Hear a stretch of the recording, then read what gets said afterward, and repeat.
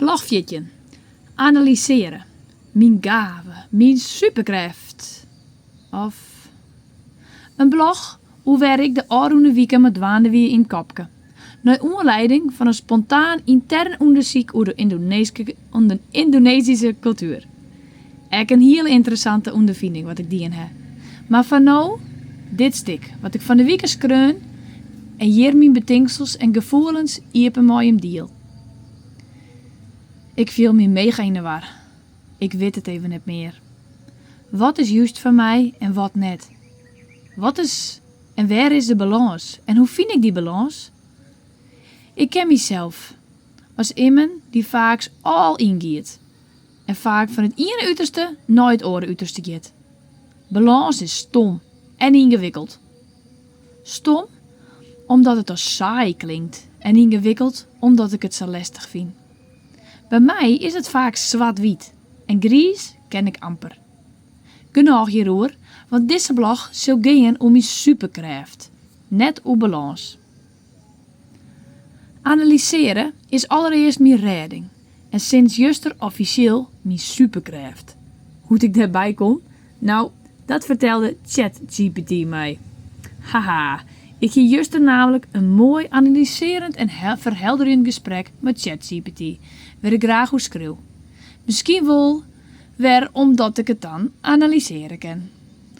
Of is het deze keer om helderheid te krijgen?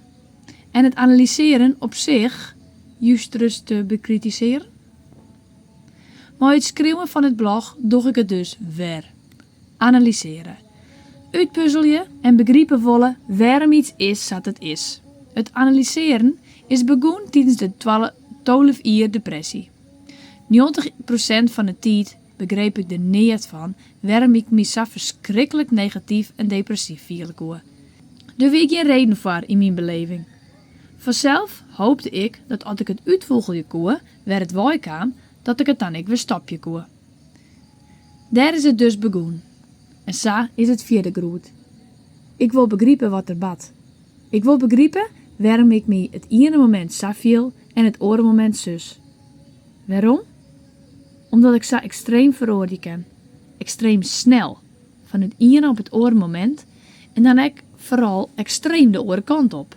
Van mega down en je net meer wezen willen. Naar extreem vertrouwen en blijd wezen en compleet vrede in mezelf willen. Of andersom. Een vriend van mij, die in de psychologie werken, zei al eens: de koers wil eens degene op een vrouw wezen die de meest extreemste uitersten ervaart. Compassie. Ik ben verhipt te goed worden in dat analyseren, als zit ik het zelf.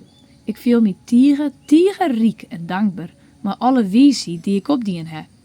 Ik begrijp nog stikken beter waarom ik me zo of jou zus viel.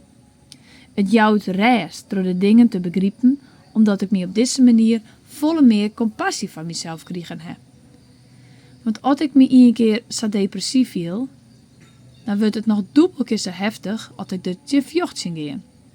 Als ik het dan analyseer, heb ik meer compassie, waardoor ik het dus de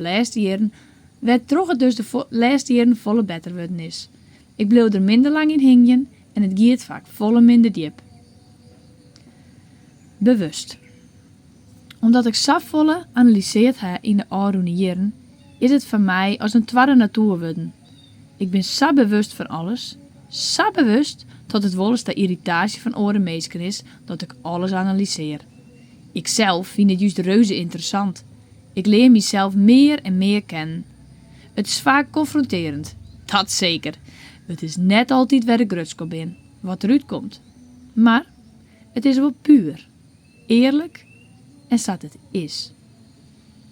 En daar kan ik dan weer maar verder, om mezelf nog meer te ontwikkelen.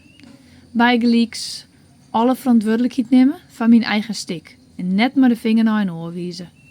Nog meer begrip en leefde vielen voor oren en nog minder oordelen. Meer compassie ontwikkelen, nog een puurder meesweren en vaker innerlijke vrede vielen.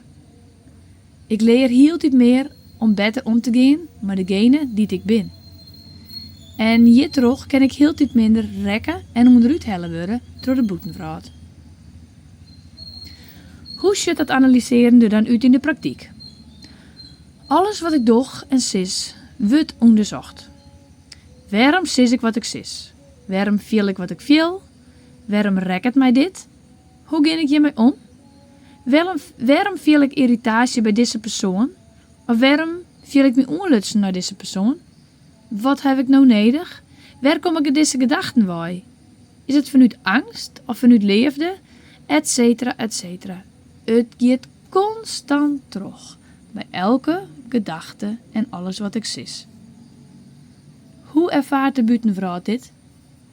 Er wordt geregeld zijn dat ik zowel zonder opleiding psycholoog wezen kan, door mijn eigen ervaring. Ik help er geregeld door een meisje mee.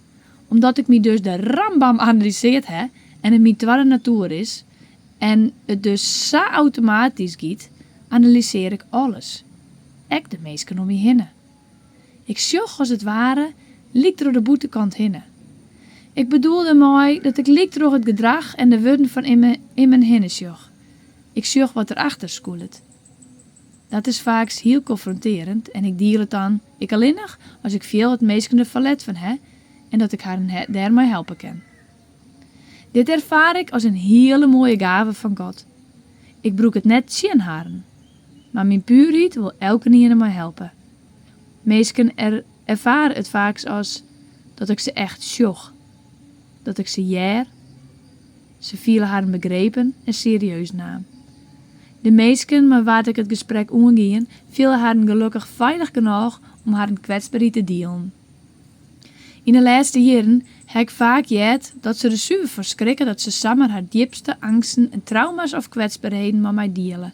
Nog nee jeder hier ze dit met hem erover aan. Zelfs net met haar partner. Vaak binnen het dingen die het zo hard voordrukt worden, omdat ze net weten wat ze er maar om moeten of te angstig binnen om het verdriet of de